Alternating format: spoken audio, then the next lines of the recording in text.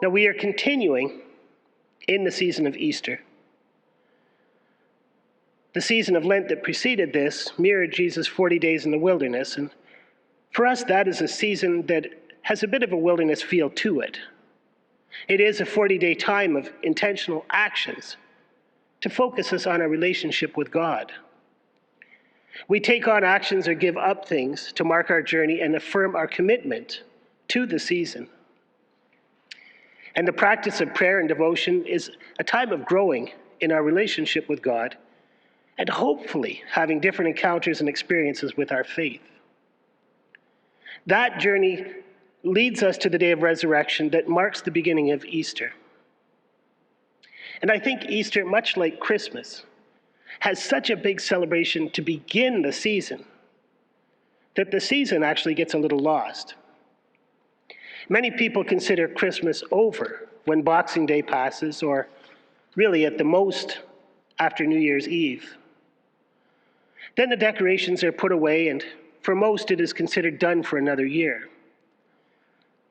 Well, Christmas actually is a season that lasts until January 6th. And now, following the great Easter celebration, we are in a season, Easter. This season lasts for 50 days, this year ending on Pentecost on May 23rd. It is important for us to pay attention to the encounters that are being revealed in this season. The day of Jesus' resurrection was not the end of Jesus' presence on earth. It was not a one and done sort of event where Mary and the others went to the tomb, found it empty, and that was the end of their time with Jesus.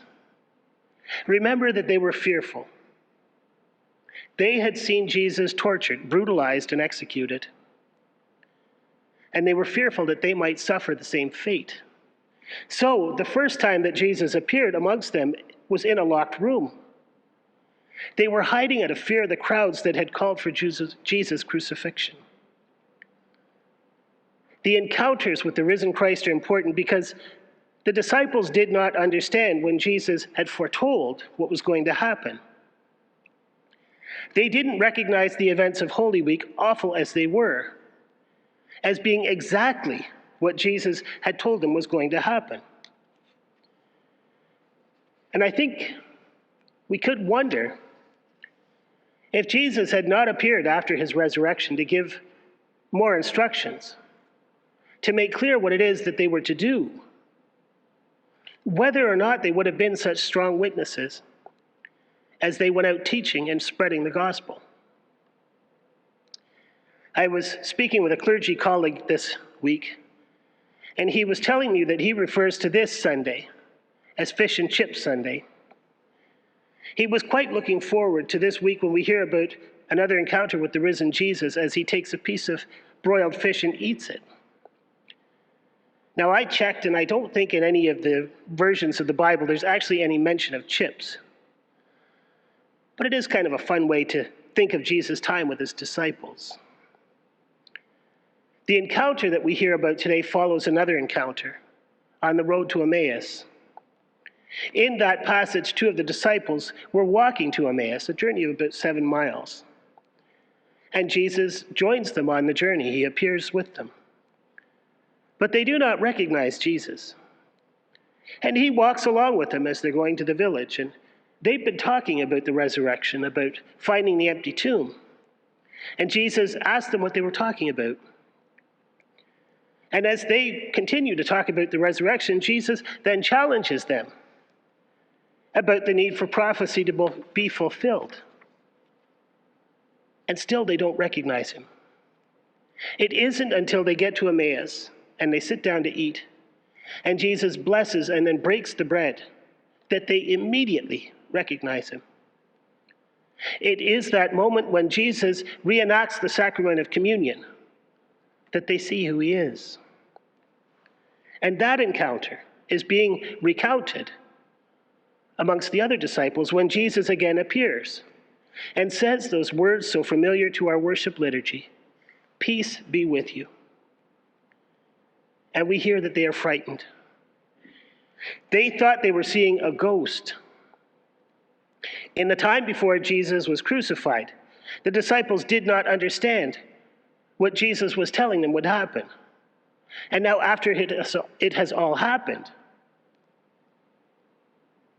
and we have heard that there have been a few encounters with the risen Jesus, again, they still don't get it. They were told that Jesus would be handed over, humiliated, tried, crucified, and they didn't understand.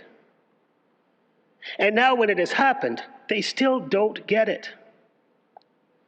Jesus offers for them to touch his wounds, feel his flesh, and know that he is real. He is not an apparition. He is not some shimmering, ephemeral being, but he has been bodily resurrected. He is flesh and bones, restored to life, just as he had told them he would be. Just as the scriptures and the prophets since Moses had said would happen. Jesus then asked them for something to eat, and they offer him a piece of broiled fish. It is the act of eating once again that seems to be the act that affirms Jesus' physical being with them. When Jesus takes a piece of fish and eats it, that satisfies them that he is not a ghost. Ghosts don't need to eat, nor do they have the ability to consume and process food. It seems to be this act that allows them to accept finally what it is that has transpired. Jesus then goes on to teach them about what the scriptures are, what they mean. Now, physical encounters with Jesus were important for them. It was the physical meetings with the risen Jesus that finally opened them to understand what Jesus had taught them. It opened them to see all that had been prophesied about and that had come to fruition. And while these encounters are important for us to read about and to understand, they in some ways might seem a little unfair for our present situation. I say this because while the physical encounters they had with Jesus were important for them and finally got them to understand and therefore bear witness to what had transpired, in our present reality, physical encounters are what we are missing. It is physical gathering that we are missing. It is important that we do not engage in physical gatherings. And while it is right, we see crowds of people who are breaking rules and getting together. They view the government and health professionals telling us to maintain distance and to keep to ourselves as somehow being unfair and unjust.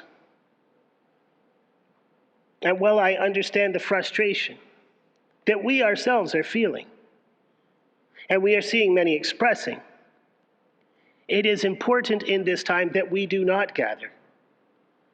It is the right thing to do. We have found ways to have encounters with one another. And while it is not the same as casual chats over coffee after worship, or sharing meals, or getting together for fun and shared outreach projects, we are finding ways to continue to be community. It really is an amazing thing that after all that has gone on in the world in this past year, all the world around us, all that has happened in this congregation, Runnymede United Church is still a strong congregation. And in spite of all that turmoil, new people have been welcomed into the congregation. Runnymede has continued to live its mission. And while this time is challenging, we see that we are stronger together. Now, this is a difficult time we are living in, not a time any of us ever longed for or hoped for. But we have this time to not only find ways to continue to be a community and to stay united, But it is also a time for us to vision for new ways of being church, new ways of being community, new ways of reaching out into the community and sharing our own encounters with the risen Christ.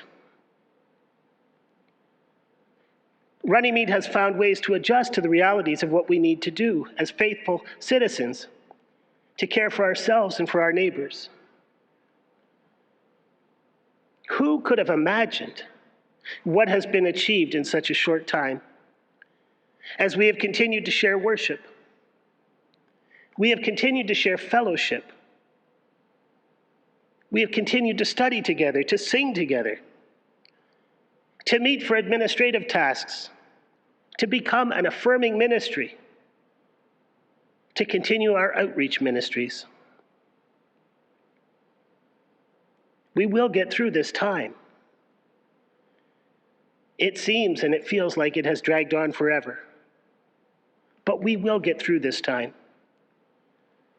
And while we are getting through this time, we are learning so much. We are finding new ways of doing things. We are seeing new possibilities emerge.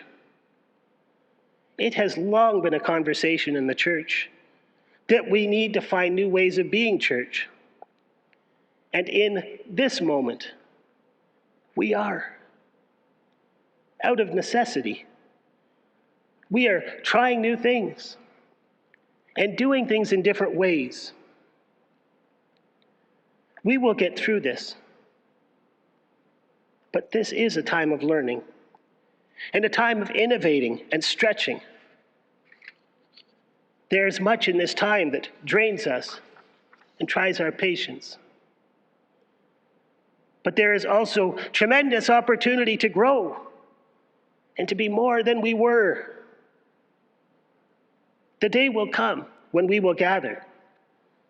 It seems so long away, but it really isn't. The day will come when we will worship in person without fear of being infected or infecting others. And in that day, we will be a bigger community. Because as we come together in this sanctuary, we will welcome people online as that community continues to be with us. We will share meals and fellowship times, but we will also be able to meet online and share study times with people for whom physical gathering might be a challenge. We are in a challenging time, but we have our faith and the witness of Jesus to give us strength to persevere and to grow through this time, to be stronger, to be better when the physical encounters that we miss become reality. Friends, be safe, be careful, be patient, and be joyful.